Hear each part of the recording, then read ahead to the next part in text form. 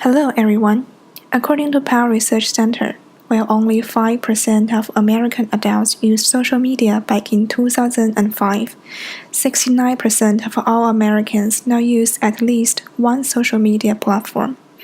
By creating a global and intense culture of connectivity, social media has quickly established its position as an important point in communication history that possesses great potential for further changes.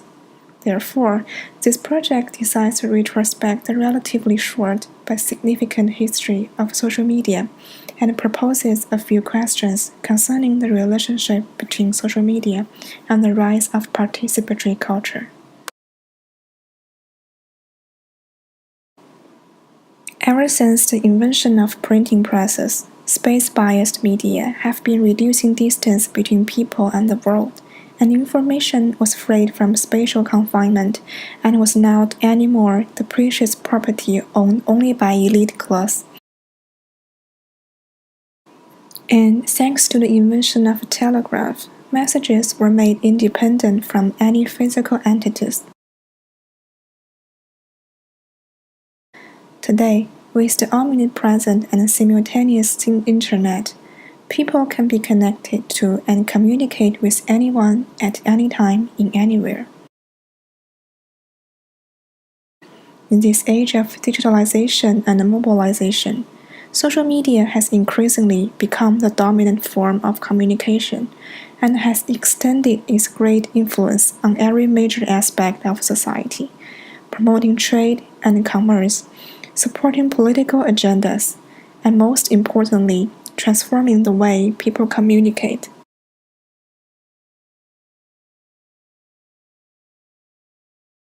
Social media is roughly defined as a group of internet-based applications that build on the ideological and technological foundations of Web 2.0, which allows the creation and exchange of user-generated content.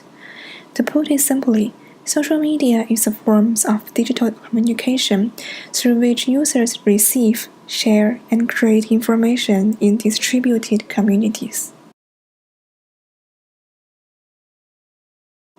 While social media may have only been existing for 20 years, the desire to connect with others and with the world is not new for human beings. According to Tom Standage, social media environment has existed for centuries, and the earliest example of social media can be found in the late Roman Republic. With no printing press, Roman elites created their social networks by writing letters to each other and passing on copies of these letters to disseminate news and information. Also, national news is distributed by scribes, who every day went to the city news tablet to copy and spread the news. So basically, people were getting news from their friends in a peer-to-peer system, which very much resembled the social media system we have today. As the invention of typography allows scattered readers to view identical information simultaneously, they also allowed activists like Martin Luther to create a social network to promote social changes. By printing pamphlets and circulating them in his social network, Luther delivered his disagreement on indulgence and finally promoted the Reformation. Luther's success provided a model for assessing today's social media campaign, where the number of retweets and likes and the traffic data determine the efficiency of an initiative. Another example can be the coffee house in England and the saloon in France during the 17th and 18th century. People from different social classes were invited to gather together in coffee houses and saloons, and they would take place in a massive distributed discussion, expressing and exchanging ideas with people they didn't really acquaint with. Opinions between different groups and social networks were thus able to cross over in a way that they couldn't before, which formulated a past example of today's social media environment. As Facebook, BuzzFeed, and Twitter are so important and familiar to us now, an interesting question is, are they part of the future or are they already part of the past? Is social media a new form of communication? And If social media is going to fundamentally change the way people communicate and create participatory communities, what affordances does it have, and how far is the future? In the first place, with the help of mobile devices, online social network provides a ground for a flat world. Among 4.3 billion internet users, 3.4 billion people are active social media users, and almost 3 billion access social media via mobile devices. Almost every internet user now can be reached via social media. As the development of mobile devices and applications continues to boost this number, people around the globe feel more closely connected than ever in the history of communication. According to Hampton, this connectivity built by social media communication provides persistent contact and pervasive awareness. The increased ability to communicate regardless of time and space at a global scale distinguishes social media communication from its pre-modern origins. On one hand, by viewing others' social media accounts, people today are able to sustain contact with each other without substantively drawing from the time and resources required to maintain ties through other channels of communication. On the other hand, with equal and frequent information posting and sharing, social media provides people with the opportunity to basically know anyone. It also allows people to receive feedbacks and establish active contact with other people with a sense of informal watchfulness that was typical in pre-industrial communities. In other words, social media seem to render it possible for people to know every fellow member in their society, which makes online communities more intimate than that described by Anderson, and much closer to the utopia described by Friedman. Because social media provides us with intense connectivity and equal voices, Henry Jenkins proposes that social media communication is contributing to the construction of a participatory culture, where people, especially young people, can act as not only consumers, but also as contributors and producers.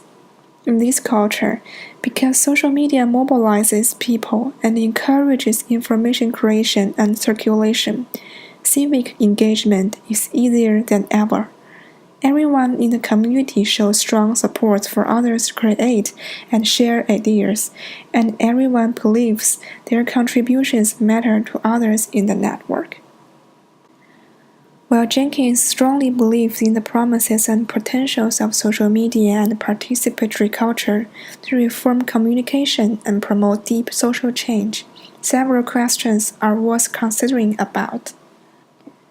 First of all, are people engaged in civic participation now?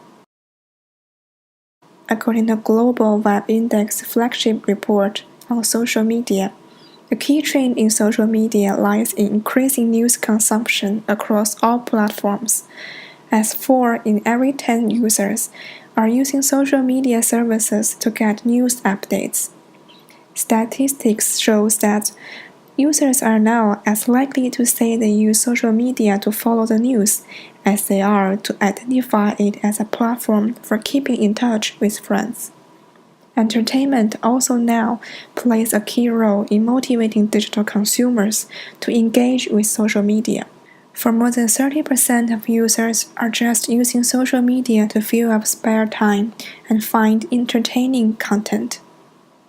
In contrast, only 19% of users are willing to create their personal content and share their personal opinions. It can be concluded that many users are coming to view social networks as sources of content rather than platforms that require active contributions. With that investigated, communication on social media is still dominated by few opinion leaders and has not formed the many-to-many system anticipated by Jenkins and other scholars. This passive reception of news also leads to another debate about affordances of citizen journalism empowered by social media. whether public deliberation necessarily generates a wider range of perspectives and yields better results. While groups do better in solving fact-related problems, they cannot generally arrive at the truth when dealing with more sophisticated information. Because members are listening to one another, they may defer to later and apparent consensus and thus silence themselves. This can happen, or even is happening today, if people continue to see online public space as a passive news source and follow the opinions of a few key opinion leaders who are favored by public relations strategies to influence public opinions and promote commercial or social campaigns. So, a bigger question to ask is, are we ready for the participatory culture? While false news is 70% more likely to be retweeted than accurate news, the ability to distinguish fake news, cyber propaganda, and biased statement on social media becomes increasingly important. This urges changes in educational standard and confronts the pressing need to update the meaning of literacy. Literacy today should not be seen as a skill, but a process of situating and resituating representations in social spaces. That implies that educators can not only hand down reading and writing skills to students, but need to help them figure out where they are in online spaces and what contributions they are willing to make on their own. Social media in the past have shown us the power of social networking to provoke ideas from all the members in the society and promote social changes. They have also shown us how similar questions about the social affordances of media and communication have been raised and solved with time and efforts. Today, a variety of social media platforms are offering us great opportunities to connect with people all over the world and empowering us to build an increasingly flattened world with all the people participating equally and peacefully. Social media, whether in the form of printing press or the internet, can be a force of freedom and openness because oppressive regimes often rely on manipulating people's view of the world, and a more open media environment makes that harder to accomplish. However, another side of that fact is that social media can make repression easier as well.